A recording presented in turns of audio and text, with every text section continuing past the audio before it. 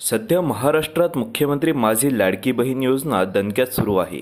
राज्यभरात सरकारमधील घटक पक्ष आपल्या स्तरावर लाडक्या बहिणीचे कार्यक्रम घेऊन बहिणीची कृपा मिळवण्यासाठी आतुर झाले आहेत। दिनांक 9 सप्टेंबर 2024 रोजी तेलगाव येथे आयोजित लाडकी बहीण कार्यक्रमात भाजप पदाधिकाऱ्यांसोबतच विविध योजनांच्या लाभार्थी महिलांनी प्रचंड गर्दी केली होती। महाराष्ट्र सरकारने सुरू केलेल्या योजनांचा लाभ मिळाल्याने महिला वर्गात आनंदाचे वातावरण आहे। सावनेर कळमेश्वर विधानसभेत आता भारतीय जनता पक्षाची ताकद वाढली असून विधानसभेला आपल्याला भाजप उमेदवाराच्या मागे खंबीरपणे उभे राहायचे आहे, अशी विनंती भाजपचे ज्येष्ठ नेते डॉक्टर राजीव पद्धार यांनी केली।